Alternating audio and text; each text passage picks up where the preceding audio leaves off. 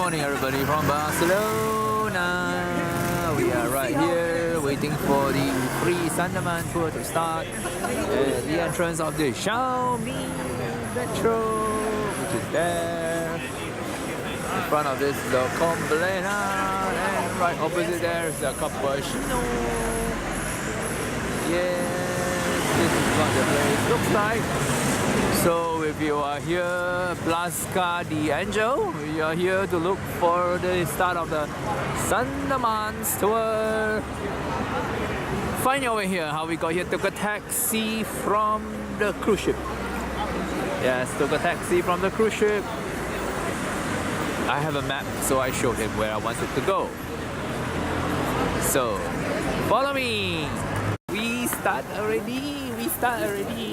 Today our tour group is quite small, only 10 people. Yippee. Where's everyone from? Yippee. United States. And we start the walking tour following our guide, the lady. Haven't gotten a name yet.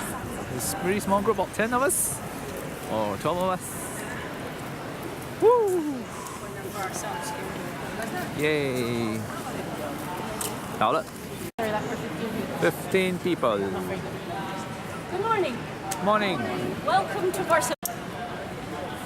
My name is Sibyl. Sibyl. You badge a very little letter. Except nobody in Spain can pronounce. Sibyl. Well done. Nobody can pronounce it. So nobody here calls me Sibyl. Everybody calls me Billy. Okay, it's much Billy. easier. Billy. It's easier, right? I'm Billy. I'm from Dublin, in Ireland. It's been 14 years, and I have not been able to get out of this city. So be careful. Barcelona can have this effect on you.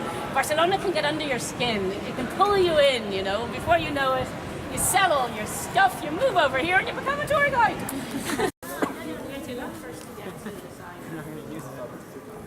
Oh, Julie Knight is a friend of mine.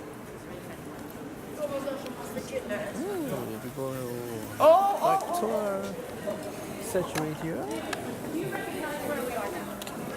Cathedral. Yeah.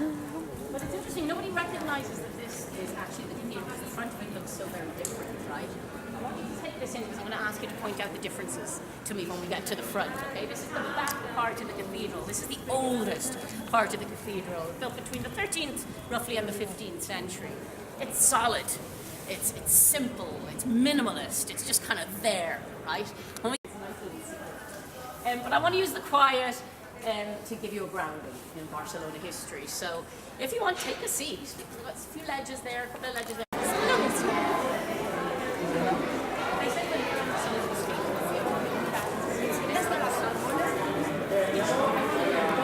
They don't really make sense. They're just names, or they're not really coherent words. What these are actually part of what used to be the graveyards of the Jews up in Montjuic. Do you guys know what Montjuic is? Montjuic is just the hill that's on the side of Barcelona. This hill on the side of Barcelona, Mount of the Jews, Montjuic. They rented that hill to put their graveyards there. They desecrated the graveyards, the Catholic kings, you know, and they took some of the headstones out of these graveyards and placed them into the very walls of the very institution that would then be responsible for expelling all the Jews from Spain. So it's a pretty horrific reason why they're there. The reason they're in there is to put the fear of God, literally, into the people. If you're a Jew and you refuse to convert to Christianity, you would have to defend yourself in this building.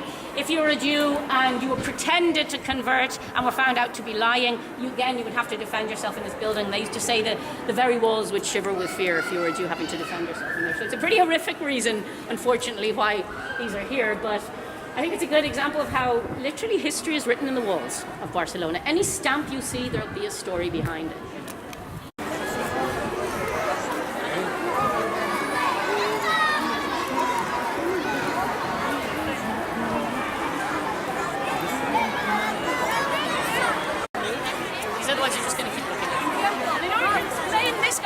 First, I have to explain this gentleman, who's on top of the kiosk over there.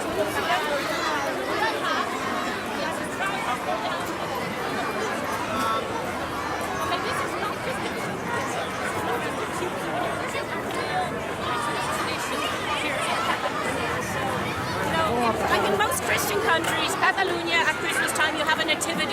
like we just saw there. But if you look really carefully at that nativity scene,